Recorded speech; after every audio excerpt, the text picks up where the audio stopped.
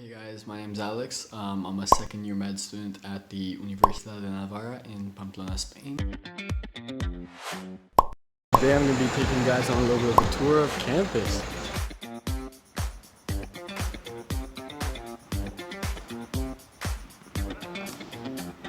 We're at the Polideportivo, the sports center of the university. As you can see here, we have where they play rugby and I guess sometimes soccer. We have basketball courts. Those over there, that is racquetball and one tennis court, and these are all tennis courts. And archery, as well as our proper soccer field. The university also has its own sports program. So if you're a high-level athlete, the university, you apply, and the university actually goes and supports you so that you have the time to study and work as well as practice your sport. There's this amazing event that was actually organized and run by students on the day of the patron saint of medicine. I'm not sure if other degrees do this, but that day we don't have class at all. And what the 6th year med students decided to do was organize a day of games, right? So they kind of basically booked this entire facility, and all 6 years of medicine came together. People could sign up for individual events. So there was basketball tournaments, tennis tournaments, Quidditch, soccer. We played soccer against the profs, racquetball, of course, all of it put together. There was even a race around the entire campus. And this was all run by students. They even made shirts, they got sponsors. So it was really, really good, and something that happens every single year for medicine. So it was great because of course you're meeting all the other 6 years, you're watching your professors who you usually see in a suit, tie, and some their white coat. You saw them in shorts and dry fit running around playing soccer. So it was really, really fun. And of course it was a day without studying. So that's one of the many events that the university puts on. In terms of extracurriculars, you also have a bunch of options. One of the ones I already mentioned is to join one of the sports teams or one of the leagues that they run, which is, a great option. Other than that, there's also something really cool that I actually participated in, which is Tantaka. Tantaka, which I don't know why it's called like that, but Tantaka is the university's kind of humanitarian club. So it's very big. They actually hire people to run it, so it's not student run. But they put on a bunch of events that you can choose to participate in or not. So it's not like you're joining the club, you're joining specific events that the club is running. For example, last year I was volunteering with them and we were doing Zoom calls with people in India that were very affected by COVID. So essentially we were cheering them up, we taught them some English. And that was amazing. They also do a lot of food drives, clothes drives, and in the summers they organize international trips, many of which are actually completely free for students.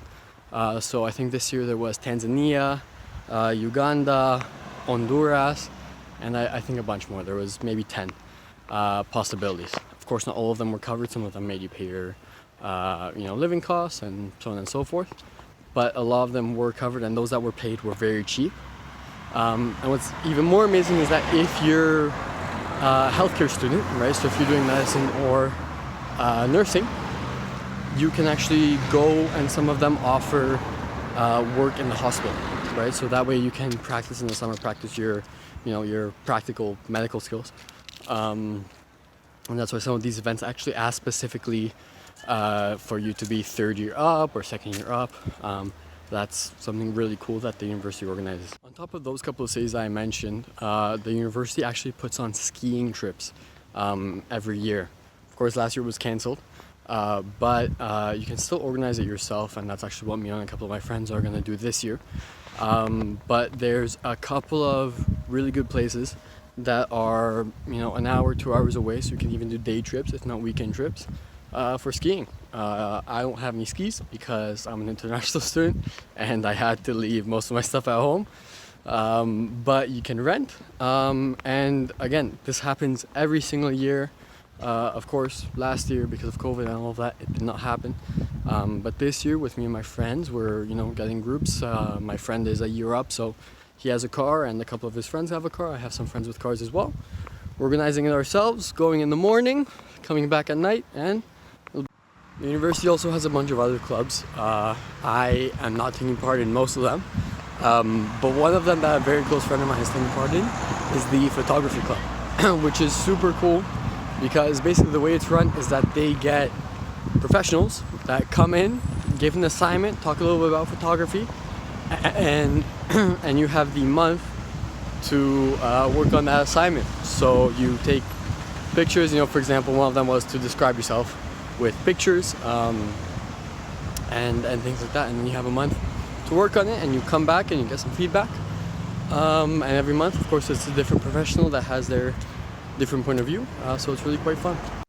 The university itself also hosts a bunch of events. Most of them are just involved with people coming and talking, even traveling professors. Sometimes there are specific courses that you can sign up that have traveling professors.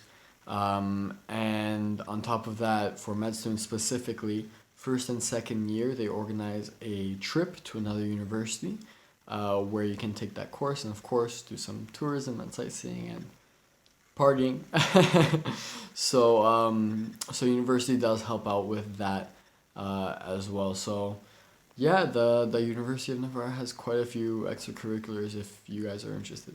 The Innovation Club, the Innovation Factory, is also a really interesting one because it's an actual international competition. So again, it's based on entrepreneurship. So from what I understand, you come up with an idea, you present it, and if the judges like it enough, then you can go to somewhere in the States, I think at least this year, and present it there and see if you win. And I think if you win, you even get a $1 million grant to put your idea into practice, which is something that's pretty cool.